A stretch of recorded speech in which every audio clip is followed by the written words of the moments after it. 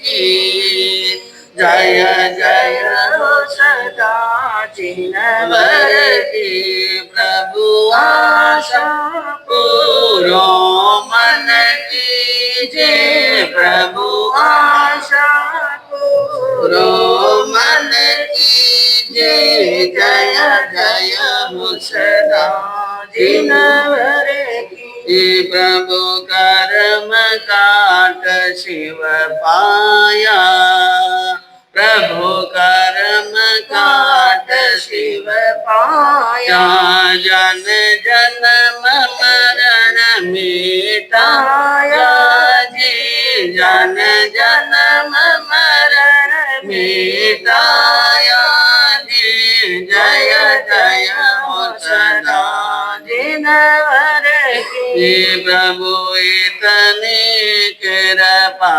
की जो प्रभु इतने कृपा की जो सम की तरह दान दे दी जो जी सम की तरह दान दे दी जो जी जय जय हो सदा जिनवर के मन में से मन को कहनो मन में से मन को कहनो लाभो सुकृत को लेनो जी लाभो सुकृत को लेनो जी जय जय हो सदा जिनवर की सर्वज्ञ सर्वदर्शी चरम तीर्थंकर अहिंसा के अवतार विश्व वंदनीय शासनपति रमण भगवान वर्तमान महावीर के पावन चरणों में कोटि कोटि वंदन। हृदय की अनंत अनंत आस्था के केंद्र संयम धन के दाता संसार सागर से फिरने का सन्मार्ग बताने वाले पूज्य गुरु भगवान श्रवण सूर्य दिव्य विभूति 1008 श्री मर्दर केसरी मिश्री जी महाराज साहब के पावन चरणों में कोटि कोटि वंदन। अहिंसा दिवाकर लोकमान्य संत शेरे राजस्थान वरिष्ठ प्रवर्तक पूज्य गुरुदेव श्री रूपचंद जी महाराज साहब के पावन चरणों में कोटि कोटि वंदन। मरुद्रा भूषण संत शिरोमणि पूज्य प्रवर्तक गुरुदेव श्री सुकन मुनि जी महाराज साहब के पावन चरणों में कोटि कोटि वंदन। साधना की प्रतिमूर्ति सद्गुणों की उपासिका सरल मना शांत दांत गंभीरा गुरुवरिया माँ सती श्री सज्जन कंवर जी महाराज साहब के पावन चरणों में कोटि कोटि। धर्म प्रेमी बंधुओं, शीलवती माता महिला, कल आपको बताया था कि हमारे यहाँ पर नमस्कार महामंत्र की जो महिमा है, जो गरिमा है, उसके बारे में आज चर्चा करेंगे कि नमस्कार मंत्र को महामंत्र क्यों कहा जाता है। और इस मंत्र की एक नहीं अनेक विशेषताएं हैं और उनमें से कुछ विशेषताओं के बारे में आपके सामने चर्चा करेंगे। यह एक ऐसा मंत्र है जिसके अंदर यह एक ही मंत्र, संसार के अंदर यह एक ही ऐसा मंत्र है जो परिपूर्ण भी मंत्र है और इनका एक पद भी मंत्र है और इनका एक अक्षर भी मंत्र है। बात को समझने की कोशिश करना कि ये एक ही मंत्र ऐसा है जिनका एक यानी एक तो पूरा आदि से अंत तक जितना है 35 अक्षर हैं और पीछे के 68 अक्षर हैं। 35 और 68 पूरे मिलाकर के भी यह मंत्र है, समझ में आए। और इसका एक पद बोले अरिहंताणम या नमो, तो भी एक पद बोले तो भी यह मंत्र है। और इनका एक अक्षर बोले तो भी मंत्र है। जैसे अरिहंताणम का अ, सिद्धाणम का सी, आयर्याणम का आ, उपजायाणम का उ और साहुणम का सा। अ सी आ उ सा। अगर ये 5 अक्षर भी बोले तो भी मंत्र है, तो भी क्या है? मंत्र है। तो ये 5 अक्षर भी मंत्र है और इनको कहीं से भी पढ़ो। बहुत बड़ी विशेष बात यह है, कहीं से भी पढ़ो। ऊपर से पढ़ो, चाहे नीचे से पढ़ो, चाहे बीच में से पढ़ो, कहीं से भी पढ़ो, कोई दिक्कत नहीं, कोई अशुद्धि नहीं, किसी प्रकार की कोई अशुद्धि नहीं। बाकी मंत्र को तो अगर आप क्रमशः बराबर शुरुआत से लास्ट तक अक्षरों का बराबर उच्चारण ना करे और न्यून या अधिक उच्चारण करे तो वे विपत्ति और अनिष्ट कर सकते हैं, लेकिन नमस्कार महामंत्र अनिष्ट करने वाला नहीं। आप आयर्याणम बोल करके, नमो आयर्याणम बोल करके और नमो लोये सब साहुणम बोल करके फिर नमो अरिहंताणम बोलो तो भी गलत नहीं। अनुपूर्वी पढ़ते ना, नवकार मंत्र की अनुपूर्वी, जिसके अंदर क्या है, क्रम चेंज है, क्रम चेंज है, लेकिन फिर भी वो एक साधना है, फिर भी वो क्या है, एक साधना है, एक तपस्या है। तो ये एक बहुत बड़ी विशेषता रही। एक अक्षर बोले के पद बोले के पूरा बोले के ऊपर से बोले के नीचे से बोले, कहीं से भी बोले तो भी हमारा अनिष्ट होने वाला नहीं। और इसके अंदर कोई बीज मंत्र नहीं है, ओम ह्रीम श्रीम क्लीम ह्रूम है इत्यादि कुछ भी नहीं, सीधा नमो अरिहंता, सीधा क्या है, नमो अरिहंता। लेकिन कई आचार्यों ने बीज मंत्र लगा करके अलग अलग कामनाओं की सिद्धि के लिए बड़े बड़े ग्रंथ रच डाले, और वे भी प्रभावशाली हैं। उनसे उन अमुक अमुक चीज के लिए, अमुक अमुक वस्तु के लिए अमुक अमुक बीज मंत्र लगा करके अगर उनका जाप करे तो वो भी सिद्धि प्राप्त होती है। लेकिन ये जो सामने लिखा है नवकार महामंत्र, नमो अरिहंताणम, नमो सिद्धाणम, नमो आयर्याणम, नमो उपज्जायाणम, नमो लोये संवसाहुणम, ये जो है इनका श्रद्धा पूर्वक जाप करने से कर्म निर्जरा होती है। क्या होती है, कर्म निर्जरा, मोक्ष नजदीक होता है। तो इसमें किसी प्रकार का कोई बीज मंत्र नहीं है। यह अरिहंत सिद्ध आचार्य उपाध्याय और साधु की ये साधना संपन्न अवस्थाएं हैं, जिन्होंने अपनी साधना से आत्मा की अवस्था को विशुद्ध बना दिया, आत्मा को पवित्र बना दिया, वो अवस्था है। इसलिए, और इसमें अणुपूर्वी नहीं, अणुपूर्वी का मतलब वो अणुपूर्वी मत बोल देना जो आप पढ़ते हैं ना, बुजुर्ग बहने अनुपूर्वी पढ़ती है, कई भाई आज भी पढ़ते हैं अनुपूर्वी, वो अनुपूर्वी बल अलग है। अनुपूर्वी का मतलब आगे से पीछे से कहीं से पढ़ लो। तो इनमें अनुपूर्वी, अगर अनुपूर्वी हो तो पहला अक्षर के जगह पर पहले ही पढ़ा जाता है, फिर दूसरा, फिर तीसरा और फिर अंतिम। लेकिन इसमें ऐसा नहीं है, कहीं से भी पढ़ लो, कोई फर्क पड़ने वाला नहीं है। इनकी मौलिक विशेषता क्या है, ये सिर्फ शांति को देता है। क्या देता है, शांति को, और हमारी आत्मा के गुणों को पुष्ट करता है। इसका कभी कुप्रभाव नहीं पड़ता है। समझ गया। कई मंत्र ऐसे होते हैं जो सामने वाले के मन को उठाना, जीव उठाना करते हैं ना, ऐसे मंत्र कई बार कर देते हैं। कभी किसी के साथ में शत्रुता हो तो कई मंत्र ऐसे भी होते हैं कि यहाँ बैठ करके मंत्र पढ़े ना, राजस्थान में बैठे उस व्यक्ति का जीव उठने लग जाए, मन में, घर में जीव लगे नहीं, दुकान में जीव लगे नहीं, बाजार में जीव लगे नहीं, एक मिनट के लिए भी शांति नहीं, परेशानी, और बावड़े की तरह फिरता रहता है और मन के अंदर स्थिरता नहीं, उसको कहते हैं उच्चाटन। क्या बोलते हैं, उच्चाटन। लेकिन इसके अंदर ये चीज नहीं है, इनसे कोई उच्चाटन नहीं होता है, कोई मारण नहीं है, किसी प्रकार का अनिष्ट नहीं है, किसी प्रकार का नेगेटिव नहीं है। इसके लिए तो यह बताया है कि निश्चित समय पर, समय निश्चित करके, स्थान निश्चित करके, आसन निश्चित करके और शुद्धि पूर्वक अगर इस मंत्र को लिखना चालू कर ले तो बड़े बड़े रोग मिट जाते हैं और बड़े बड़े संकट भी क्या हो जाते हैं, दूर हो जाते हैं, शांति मिलती है, मन में एकाग्रता होती है। क्यों नहीं हो, लिखने वाले का मन, वचन और काया तीन ही एकाग्र है, और जब तीन ही एकाग्र हो, मन, वचन और काया, तो ऐसी एकाग्रता होने के बाद में संकट और सभी प्रकार की विपदाएं और रोग दूर होने ही होने, क्योंकि जल्दी कर्मा की निर्जा होती है।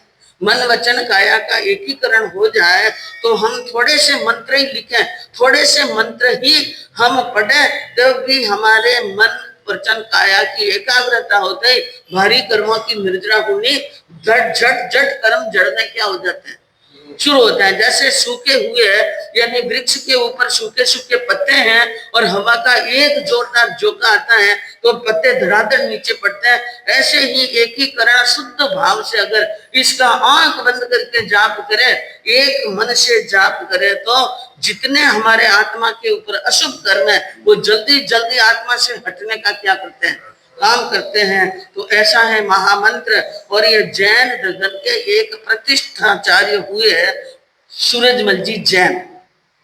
कौन हुए थे? एक बार वो ट्रेन में यात्रा कर रहे थे और ट्रेन में बैठे थे अपनी सीट पर, और थोड़ी देर के बाद में एक ओगड़ बाबा आता है, कोई साधु आता है, और वो कड़क आवाज में बोलते हुए बैठे हुए डब्बे में जो भी जितने लोग बैठे थे उनको वो कंपार्टमेंट खाली करा रहा, यहाँ से उठो, यहाँ से उठो, यहाँ से उठो, सबको भगा दे। सूरजमल जी बैठे, उनको कहा बच्चा उठ। उसने कहा मैं क्यों उठूं, टिकट लिया है, रिजर्वेशन है, मैंने। तो आके लाल करके बोला उठ जा, नहीं तो मैं तुम्हें कच्चा ही चबा दूंगा। मैंने कहा मैं नहीं उठूंगा, बैठे रहे। तो गुस्से में आया हुआ वो ओगड़ बाबा कुछ मंत्र पढ़ने लगा, सूरजमल जी के ऊपर मंत्र पढ़ने लगा, और उनकी भाव भंगिमा को देखकर सूरजमल जी समझ गए कि यह मंत्र पढ़ रहा है, अनिष्ट करने के लिए मंत्र पढ़ रहा है। और उन्होंने नमस्कार महामंत्र मन ही मन जप करना क्या कर लिया, शुरू कर लिया। और वो मंत्र पढ़ता जा रहा है मन ही मन, बाबा भी मन ही मन पढ़ रहा है और ये बाबा भी मन ही मन पढ़ रहा है। इन दोनों के मंत्रों के आपस के अंदर, क्योंकि मैंने आपको एक बार बताया यह एक महामंत्र नवकार ऐसा मंत्र है, इनके प्रभाव को रोकने की किसी दुनिया के किसी मंत्र में शक्ति है ही नहीं कि इनके प्रभाव को कम कर ले। इसलिए बंधुओं जाप करो तो ये सारी बातें हैं, आप नोट करते जाओ तो याद आएगी, आपको बार बार याद आएगी कि ये ऐसा मंत्र है, इनके प्रभाव को कम नहीं किया जा सकता। अब वो मंत्र पढ़ रहे हैं ओगड़ बाबा और यहाँ पर सूरजमल जी मंत्र पढ़ रहे हैं, लेकिन समय यह हुआ कि बाद थोड़ी देर के बाद में ओगड़ के शरीर से पसीना निकलने लगा, बाबा के शरीर से पसीना निकलने लगा। और ऐसा क्रम 2 घंटे तक चला। कितने घंटे तक? 2 घंटे तक, 2.5 घंटे तक चला। और उसके बाद में इतना पसीना हुआ, इतना पसीना कि ओगड़ बाबा उठ करके वहां चले गए लैट्रिन बाथ, जहां पर वो क्या होता है ना रेल के अंदर टॉयलेट बना, टॉयलेट, वहां टॉयलेट में चले गए और कितनी देर तक वापिस नहीं आए। वापिस नहीं आए तो लोगों को शंका हुई, बात क्या हुई, गए और वापिस नहीं आए। अब वहां देखने के लिए गए तो दरवाजा अंदर से बंद।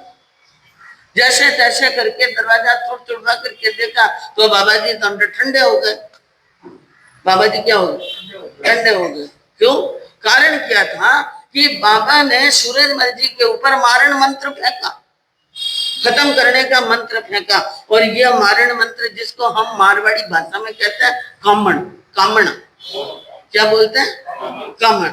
और वो यानी जब वो मंत्र और वो मारण मंत्र फेंकते हैं तो वो जिसके ऊपर फेंका जाता है उनको टारगेट करता है और वो वहां पर उनका कुछ नहीं बिगाड़ सके तो वापिस रिवर्स हो जाता है। तो जो फेंक रहे हैं उनके ऊपर जाकर अटैक करता है।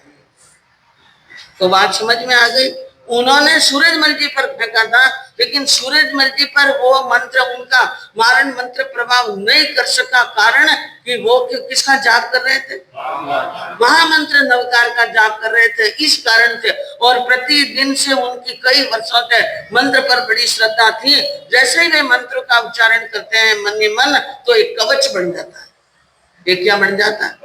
जो लोगों को नहीं दिखता है, लेकिन उस कवच को भेदने की शक्ति किसी के अंदर नहीं। इसलिए मारण मंत्र रिवर्स हो गया और उन बाबा ओगड़ के ऊपर गया और वो ओगड़ बाबा क्या हो गए?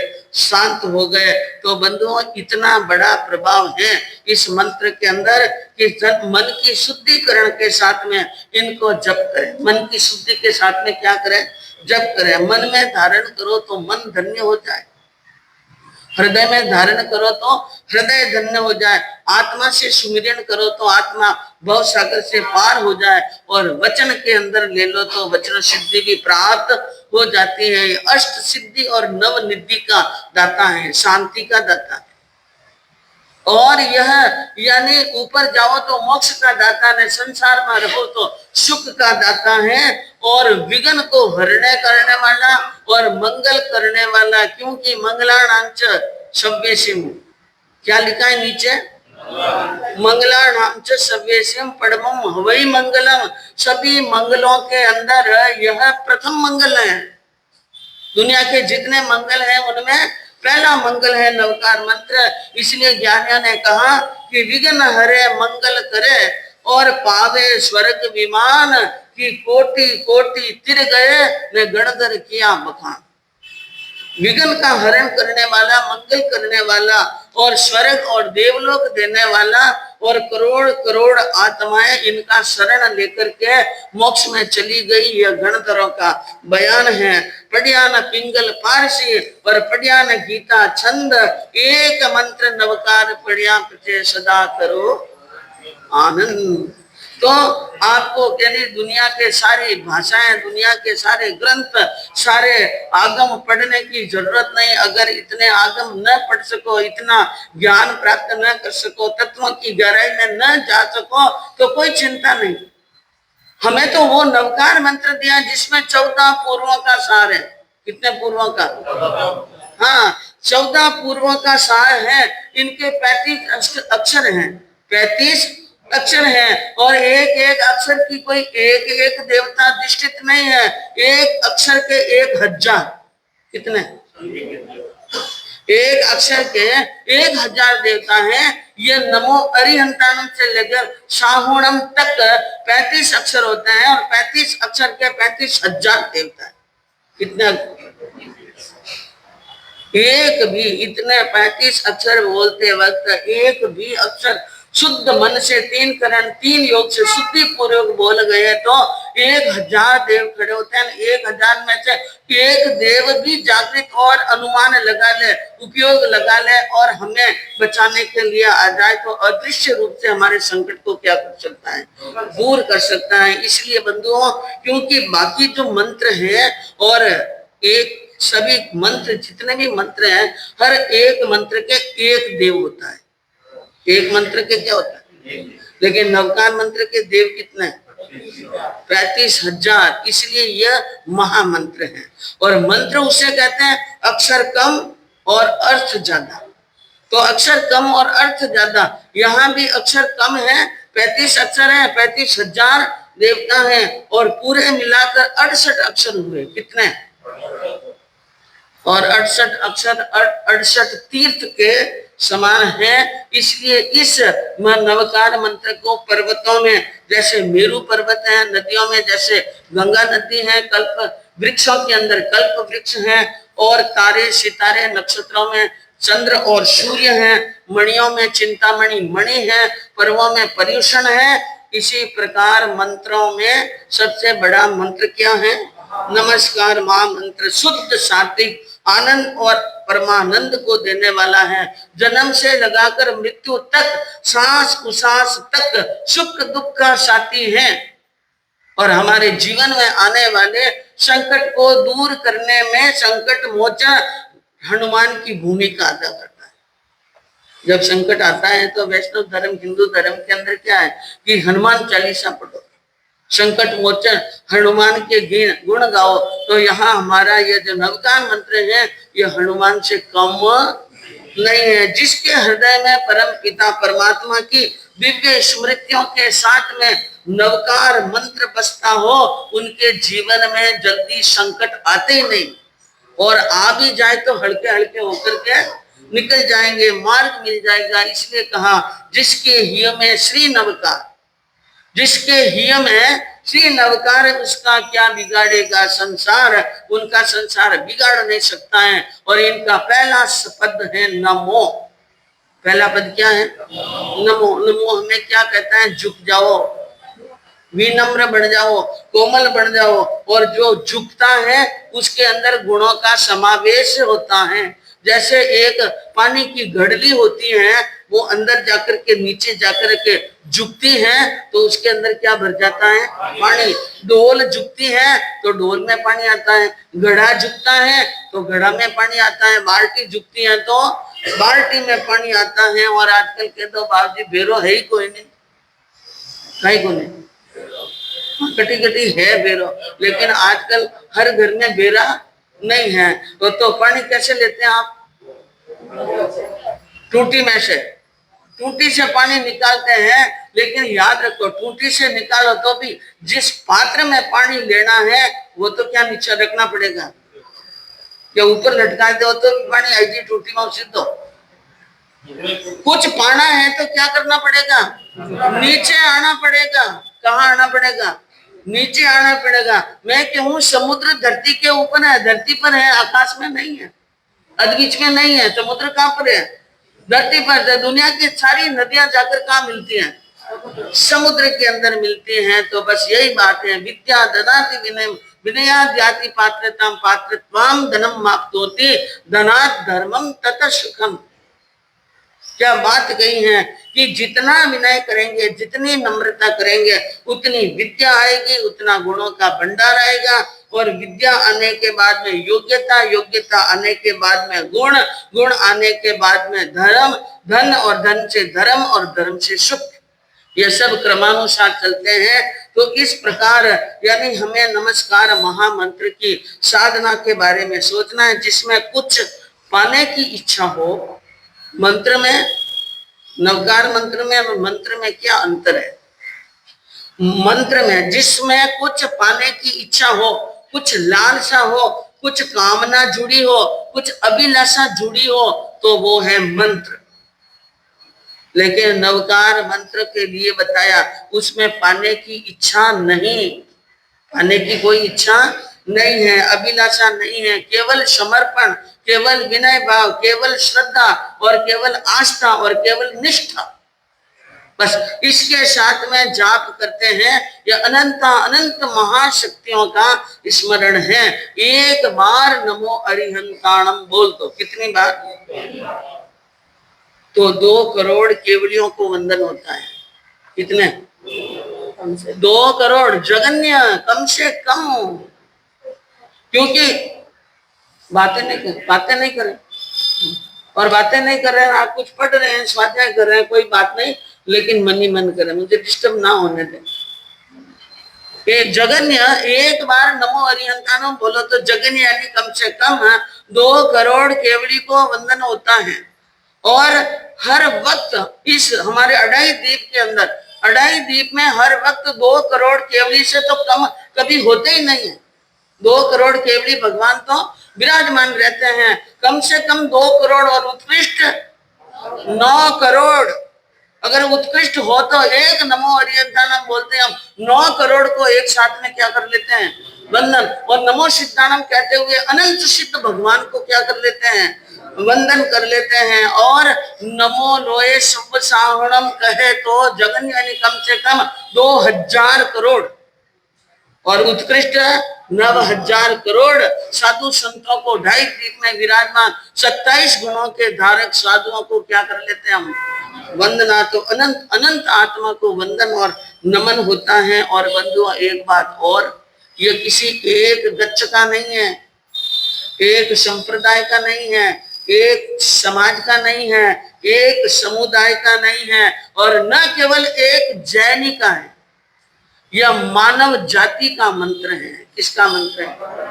हर मानव को इस मंत्र का जाप करने का अधिकार है। कोई यूं मत कह देना कि हम जैन ही जप सकते हैं, अजैन और जैनेतर नहीं जप सकता है। जप सकता है और वो भी सिद्धि प्राप्त कर सकता है। जब भगवान महावीर ने कह दिया कि मोक्ष जैसी सिद्धि को 15 व्यक्ति 15 भेद से सिद्ध प्राप्त कर सकते हैं सिद्धि को, तो नवकार मंत्र तो मानव जाति का महामंत्र है। यह नवकार मंत्र कोई भी जपता है और न इसमें किसी धर्म का, न संप्रदाय का, न समुदाय का, न किसी व्यक्ति विशेष का, न जाति का, न पाति का, किसी देश का उल्लेख नहीं है कि भारत में बैठ के जपो और अमेरिका में नहीं जप सकते। दुनिया के किसी कोने में बैठकर जप सकते हैं, क्योंकि इसके अंदर मुक्त यानी व्यक्ति से मुक्त गुण समाये हुए हैं। जो में गुणों के, जो अरियंत के गुणों को धारण करे उनको वंदन, सिद्ध भगवान के गुण जिसमें है उन सिद्ध को वंदन, और आचार्य के 36 गुण है उन आचार्यों को वंदन, और 25 गुण के धारक उपाध्याय हैं तो उनको वंदन, और 27 गुणों के धारक साधु हो तो ये गुणों को वंदन है, किसी व्यक्ति विशेष को नहीं है। और इसमें न तो कोई पार्श्वनाथ है, न पारसनाथ का नाम है, न महावीर का नाम है, न आदिनाथ का नाम है, न शांतिनाथ का नाम है, कोई तीर्थंकर का नाम नहीं है, न राम है न कृष्ण है, न जीसस है, न बुद्ध है, न सुकरात है, न मोहम्मद है, इसमें कोई नाम नहीं है। लेकिन फिर भी बड़े ताजुब की बात यह है कि दुनिया भर के सारे भगवान इसमें आ गए। दुनिया में जितने भगवान है ना वो सारे भगवान हैं। ब्रह्मांड के अंदर जितनी देवी शक्ति है, जितनी ईश्वरीय शक्ति है, जितने ही परम तत्व है, राग द्वेष के विजेता आत्मजय अरियंत सिद्ध भगवान पुरुष हैं, वो सब इसके अंदर समाये हुए हैं। सबके सब क्या है?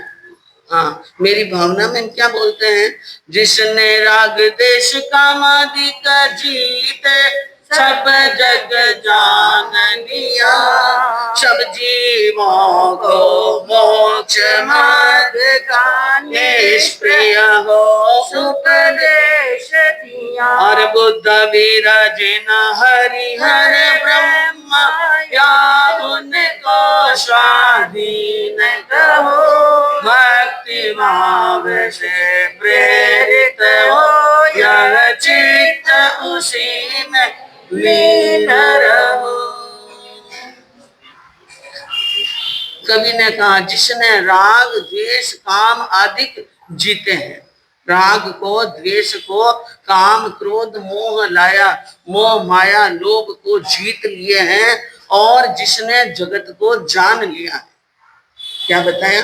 जिन्होंने जग को जान लिया है और जो निष्प्रिय हैं और जीवों को मोक्ष मार्ग का उपदेश देते हैं, वे नाम से चाहे बुद्ध हो, चाहे वो वीर हो, चाहे वो जिनेश्वर हो, चाहे वो हरि हो, चाहे हर यानी महादेव हो, और चाहे वो ब्रह्मा हो, जिन्होंने अपनी आत्मा को स्वाधीन कर लिया है, मैं भक्ति पूर्वक उन सबको क्या करता हूँ?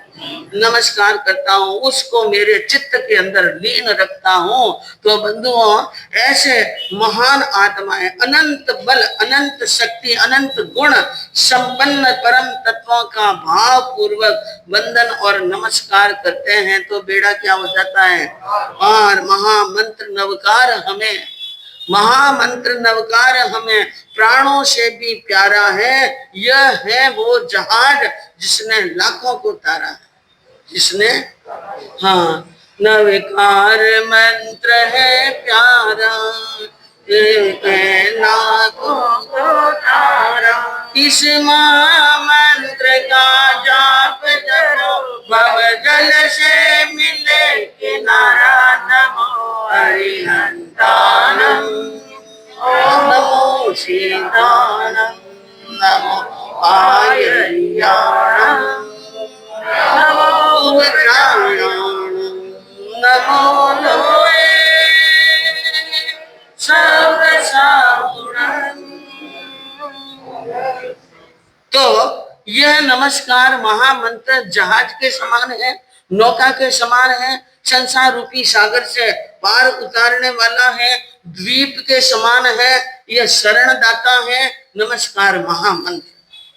और बंधुओं बताए हमारे एक सूत्र में बांध कर रखने वाला है महामंत्र। हम सबको एक सूत्र, सूत्र यानी कल मैंने बताया या परसों बताया, सूत्र का एक अर्थ क्या होता है? धागा, डोरी। सबको एक धागे में, यानी जैसे मोती एक धागे में आने के बाद में माला बन जाते हैं और बिखरे हुए को बांधने के लिए रस्सी होती है, उन धागे और रस्सी का काम करता है ये नमस्कार महामंत्र। कैसे? जैसे हमारे जैन अनुयायियों में भी, जैन धर्म के अंदर भी कितने संप्रदाय हैं, है ना?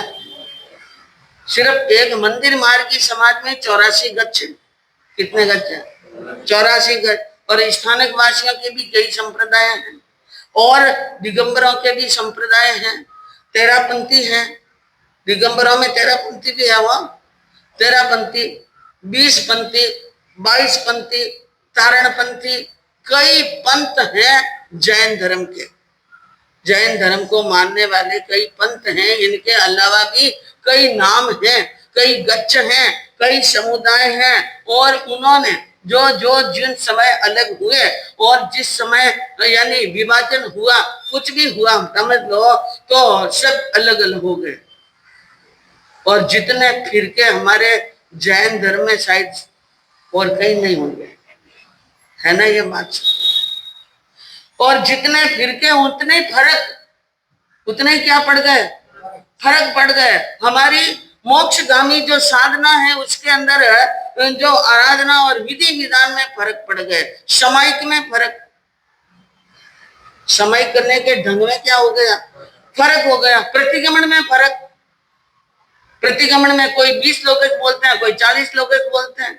सामायिक की विधि में फर्क, सामायिक में फर्क, प्रतिगमन में फर्क, मुपत्ति में फर्क, और किसमें, विधि और विधान में फर्क, और वेश में फर्क। वेश भी क्यों, अपनी पहचान बनाने के लिए ये सब क्यों हुए। हाँ, अगर हम एक जैसे ही कपड़े पहनेंगे तो क्या पता चलेगा कि ये किस संप्रदाय के हैं, ये किस संप्रदाय। हमारी संप्रदाय की एक आदि स्वतंत्र पहचान हो, इसलिए कपड़े पहनने के ढंग में फर्क, समाई करने में फर्क। मैं कहूँ कैसी भी समाई करो, मुपत्ति हाथ में रखो कि लंबी रखो कि 4 कोने की हो, इन मुपत्ति के ढंग को बदलने से मुक्ति मिल जाएगी क्या? मुक्ति किस मिलेगी? समायिक करेंगे तो समायिक में सबसे पहले क्या चाहिए गौतम जी?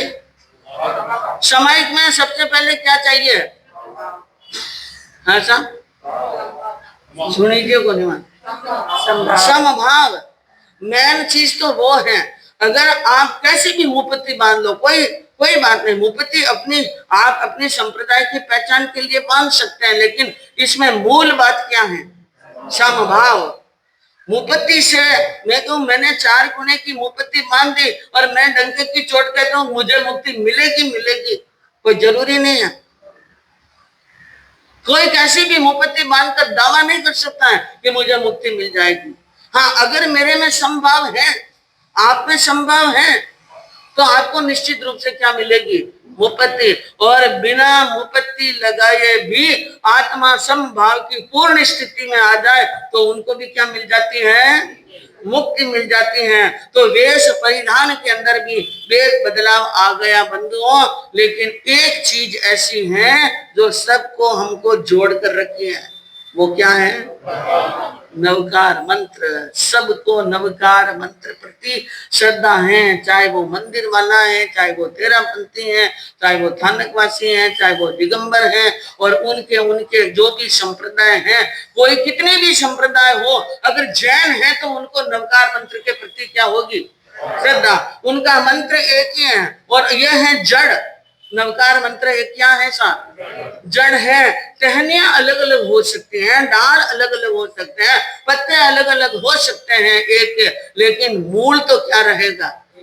हाँ, तो नवकार मंत्र हमारा एक मूल है। 24 तीर्थंकर हमारे एक मूल है, लोगस हमारा मूल है, यह कभी बदलने वाला नहीं है। और यह एक प्रकार से हम सबको बांध कर रखा है। नवकार मंत्र अगर निकल जाए इसमें से तो हम और आप एक साथ में बैठकर समायिक नहीं कर सकते हैं।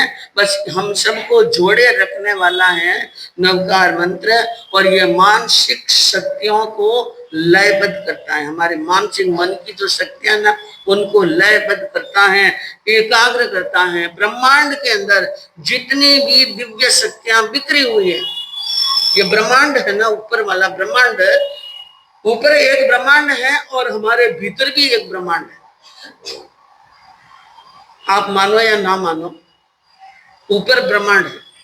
जिस समय हमारा जन्म माँ की कुक्षी से होता है, जो स्थिति ब्रह्मांड के अंदर होती है वो स्थिति हमारी जन्म कुंडली में।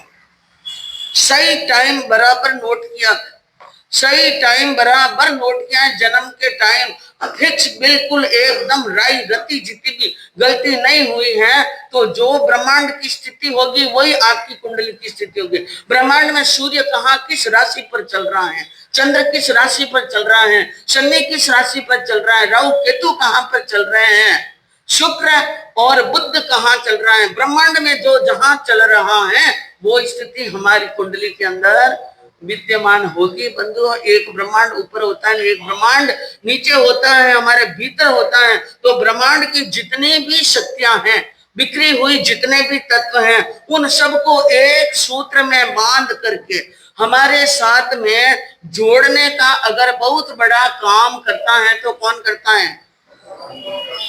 हाँ, इनको भूलना मत। ब्रह्मांड की सारी शक्तियों को आपके ब्रह्मांड के अंदर जोड़ना चाहो तो ये सेतु है। ये क्या है? ये सेतु है, ये तार है, ये जंकार है। अगर हम नवकार मंत्र यहाँ बैठ करके बोलते हैं तो ब्रह्मांड की सारी शक्तियां हमारे अंदर क्या हो सकती हैं? समावेश हो सकती हैं। तो ये वो भूमिका अदा करता है हमें ब्रह्मांड से जोड़ने की। आत्मा भी अंदर है ने परमात्मा भी अंदर, और परमात्मा तक जाने का रास्ता भी बोले ही नहीं आपको, चकटी बारे है। आत्मा भी अंदर न परमात्मा भी अंदर, और परमात्मा तक जाने का रास्ता भी क्या है? अंदर। और एक नवकार मंत्र एक ही काम नहीं करता है, वास्तु दोष का निवारण करता है, काल दोष का निवारण करता है, पितृ दोष का निवारण करता है, ग्रह दोष का निवारण करता है, कर्म दोष का निवारण करता है, और नाना प्रकार के कितने दोष हैं सबका क्या कर लेता है? समूल नष्ट कर देता है। कोई भी दोष रहने वाला नहीं है। घर के मुख्य द्वार पर या ब्रह्म केंद्र में नवकार मंत्र को स्थापित कर लो, सारे दोष क्या हो जाएंगे?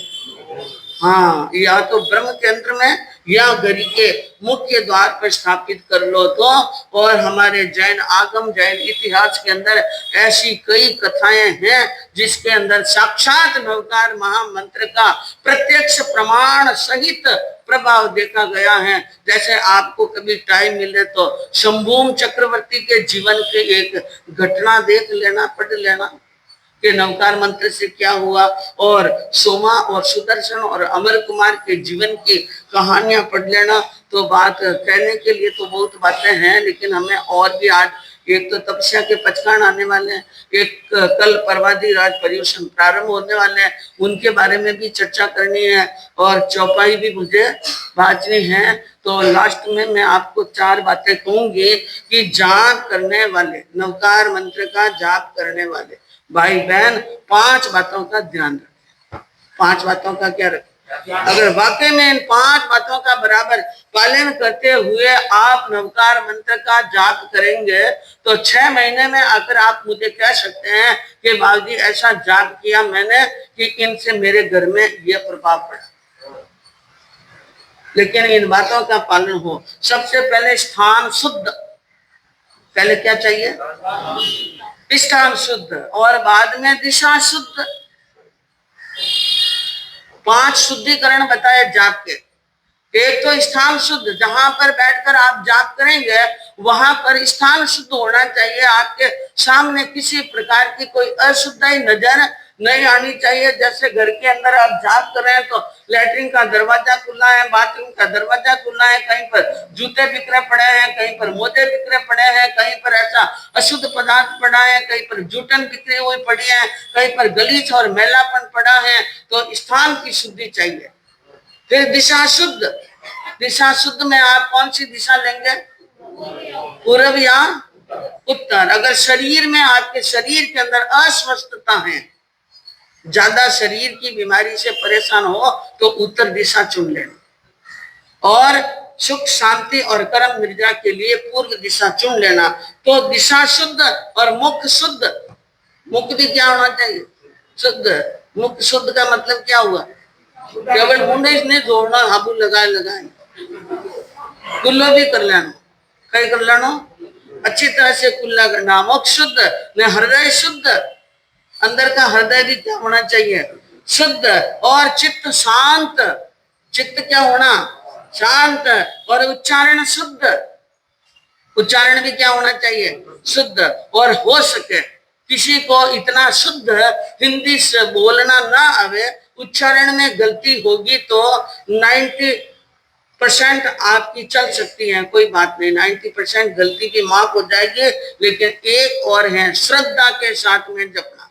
किसके साथ में जपना, श्रद्धा के साथ में। तो राम राम कहते कहते मरा मरा कहते नहीं, तो भी ब्रह्म ज्ञान की क्या हो जाएगी, प्राप्ति हो जाएगी। तो बंधुओं, कहने का मतलब है श्रद्धा रहना, हृदय शुद्ध रहना, मुख शुद्ध रहना, दिशा शुद्ध रहना, और समय की पाबंदी। 9 बजे जाप शुरू किया तो 9 बजे ही करना। जिस स्थान पर पहले दिन, जिस स्थान के ऊपर बैठकर, जिस दिशा में मुख रखकर, जिस आसन पर बैठ करके, जिस माला से जाप करते हैं, माला बदलनी नहीं, आसन बदलना नहीं, स्थान बदलना नहीं, समय बदलना नहीं। और कभी ये मंत्र जप लिया, कभी ये मंत्र जप लिया, ये नहीं, किसी एक को पकड़ दो। सात भाणियों और मामो हमेशा कहीं रहे, सात मामर भाणियों, हाँ, सात मामर और भाणियों हमेशा कहीं रहे भूको। यहाँ वास्ते कोई भी जो मंत्र थाने छोको लागे वो, अगर नवकार मंत्र पढ़ने तो कोई मंत्र है नहीं, तो एक मंत्र पकड़ लेना एक, और उसका क्या करना है, जाप करना है। तो ये आ गए हैं जाप के दिन, कल से जाप शुरू होने वाले हैं।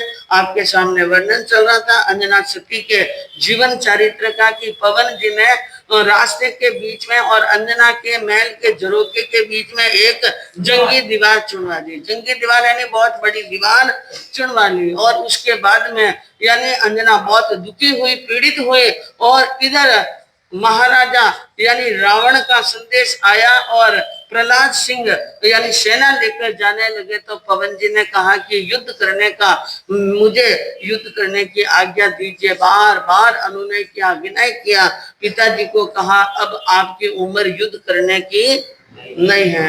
अति हट देखो पवन कुंवर को, दी आज्ञा फरमाय, रण में रखना तुम होशियारी, रण में रखना तुम होशियारी, बिना सब समझाए निधन सती अंजना, साचे सतवंते राचे शील में। पवन जी ने बहुत हट किया, जाने की ज्यादा यानी जिद्दी किए, तो राजा ने आज्ञा दे दी, कोई बात नहीं, आप जाना चाहो तो आप पधार सकते हो, आज्ञा फरमाए। लेकिन जाते हुए तो कहा रण में रखना होशियारी, युद्ध में जा रहे हो, किसी के घर पर मेहमान बनकर नहीं, या ससुराल में जमाई बनकर नहीं जा रहे हो, रण में जा रहे हो, होशियारी रखना। और वहां पर रण क्षेत्र के अंदर लड्डू मिलने वाले, हाँ, क्या मिलेंगे वहां पर, अस्त्र शस्त्रों की बौछार होगी, बाणों की बौछार होगी, रखना तुम होशियारी। वहां पर तुम्हें क्या रखनी है, होशियारी रखनी है। सब प्रकार से समझा दिया। अगर तुमने वरुण राय को जीत कर रावण की राजसभा में यानी फतेह करके जाओगे, तो रावण से तुम्हें मान सम्मान की प्राप्ति होगी, उनके कृपा पात्र बनोगे। इस प्रकार की कई बातें समझाई, और समझ करके पवन कुमार जी अपने जाने की तैयारी करने लगे। बख्तर शस्त्र सज कर कुंवर जी हो गया खुद होशियार। अब कई प्रकार से अस्त्र शस्त्रों से सुसज्जित होकर और सेनापति को बुलाकर सेना को एक जोश भरा भाषण सुनाया, और फिर सेना को तैयार कर ली। और अब सेना तैयार हो गई, सेनापति और चतुरंगी सेना को लेकर जा रहे हैं। इतने में दासियों ने आकर अंजना सती को खबर दी कि आपके पति पवन जी रण क्षेत्र में जा रहे। और बंधुओं, रानियों के और राजाओं के राज्य में एक यह भी रिवाज हुआ करता था कि जब कोई राजा रण क्षेत्र में जाए तो रानी उनकी आरती उतारती हैं, और तलवार रानी अपने हाथ से देती हैं अपने पति को, और तलवार पर भी तिलक करती है, और राजा के भी क्या करती है, हाँ, तिलक करती हैं। लेकिन अब यह अधिकार तो अंजना के पास में रहा नहीं। पवन जी बोलते नहीं है। यह खबरा सुनने पाई अंजना नार, प्राणपति रण में जावे करना कैम विचार। अब विचार करने लगी, अब मुझे क्या करना चाहिए। यो रण क्षेत्र में जा रहे हैं, लेकिन अब मैं कुछ भी नहीं कर सकती हूँ। जाते हुए पवन पति के एक बार दर्शन कर लूं। एक बार क्या कर लूं? हाँ, दर्शन कर लूं प्राणपति का, प्रियतम झगड़े जाए। शुभ सूचक ले वस्तु जाऊं, देवो सुख न मनाय जी। धन सती अंजना, साचे सतवंते राजे शील में। एक विचार आया, कोई बात नहीं, मैं उनके तिलक नहीं कर सकूं, आरती नहीं कर सकूं और भवानी उनके हाथ में ना दे सकूं, तो भी कोई बात नहीं, दर्शन तो कर लूं। और दर्शन करके, और वो रण क्षेत्र में जा रहे हैं, इस कारण से उनकी फतेह के लिए, विजय के लिए, उनके जीवन की रक्षा, सुरक्षा, मंगल के लिए शुभ सूचक वस्तु है। शगुन मनाने के लिए कुछ ऐसी वस्तुएं ले जाऊं और बीच रास्ते पर शगुन दे दूं, तो भी मेरे मन में क्या रहेगी? प्रसन्नता रहेगी। इस प्रकार सोचकर शुभ सूचक वस्तुओं लेकर के, और जिस मार्ग से पवन जी जाने वाले हैं, उस मार्ग पर किसी प्रकार पहुंचकर एक स्थान पर, उचित स्थान पर खड़ी हो गई। बसंत माला ने सती संग ऊबी पंथ मजार, हाथी होते पवन कुंवर जी देखा नजर पसार। अब हाथी के होते पर चढ़े हुए पवन कुंवर जी आ रहे हैं। अंजना एक तरफ खड़ी हैं, और खड़ी हुई अंजना को देखकर साथ में चल रहे अपने परम मित्र सज्जन से कहा, ये कैसा चुस्त चितारे, देखो चित्र क्यों है कमाल। उनको अंजना चित्र के समान लगी। कैसे लगी? पवन जी ने देखा सामने एक दीवार के पास में एक चित्र बना हुआ है, बड़ा ही सुंदर भव्य चित्र बना हुआ है। और उन्होंने अपने मित्र को कहा कि क्या चित्रकार की चित्रकारी है, क्या चतुराई है कि ऐसा सुंदर चित्र बनाया है। इसके आगे सच्ची अप्सर किन्नर हो जावे पैमार। सच्ची और किन्नरी और अप्सरा भी इनके सामने हार जाती हैं। जब पवन जी की बात सुनी सज्जन ने, सामने देखा, वो 1 मिनट में समझ गया ये चित्र नहीं है। ये क्या नहीं है? चित्र नहीं है, ये अंजना है। इसलिए समझ करके उसने कहा, अरे सुनकर सज्जन कहे कुंवर कौन मत मानो, यह चित्र यह प्यारी सती अंजना, पूर्ण पुण्य पवित्र जे धन सती अंजना, साचे सतवंते राचे शील में। मित्र ने कहा, इसे चित्र मत समझिए। हे मित्र, ये चित्र नहीं है, यह है अंजना नार, ये अंजना है और ये सती है और पूर्ण पुण्य, यह बहुत पुण्यात्मा है, भाग्यशालिनी है और सौंदर्य वाली गुणवान है। ये बात सुनी तो आप जानो पवन जी को तो 3 दिन का तेजरा चढ़ गया, एकदम जोरदार गुस्सा आया। सुनकर रूठो पवन कंवर, क्यों आई इन बार। मैं तो जा रहा हूं युद्ध करने के लिए और मुझे विजय प्राप्त करनी है, जिसका मैं मुख नहीं देखना चाहता हूँ, वो भी आकर के क्या हो गई? सामने खड़ी हो गई। इसलिए उनको इतनी रीस आई। हाथी पर बैठे महावत को कहा कि हाथी उस स्त्री की तरफ ले जाओ जहां पर वो स्त्री खड़ी है। हाथी को ठेठ वहां तक ले गए और पवन जी ने हाथी पर बैठे बैठे ही दी ठोकर की मार, जोरदार ऐसी धक्का लगवाया, ऐसी ठोकर लगाई कि हाथी की उन ठोकर से नीचे गिर गई अंजना। थाल एक तरफ चला गया और धरनी पर गस खाकर पड़ गई। जो कतली की डार, सती सोचे मन दोनों, सती सोच मन दोनों आयो और पायो दुख अपार। ऐसा टल्ला मारा जोरदार कि सती नीचे गिर गई धरती के ऊपर। जो कदली की डाल, कदली कहते हैं केल को, कि केल के तने के हल्का सा धक्का लगते ही केल क्या पड़ जाता है, केले का झाड़ नीचे पड़ जाता है। नीचे तो पड़ गई, लेकिन मन के अंदर बहुत दुख हुआ और बड़ी सोच और बहुत ही मन के अंदर चिंता आई कि ये क्या हो गया। सबके सामने मुझे नीचे गिरा दिया है और अब वो आर्त ध्यान करने लगी मन ही मन। मारा प्राणपति प्रियतम जीन इम किम रूठोए। मारा प्राण प्रीतम जिया इम किम रूठोए। कलंक यो दीनो झूठोए। मारा प्राणपति परमेश्वर प्रीतम इम किम रूठोए। मैं आई आशा करके पति का दर्शन कर सूरे। हाथ जोड़ने क्षमा मांग सो शेष चरण बिच धर सूरे। किम हुओ अपूटो रे।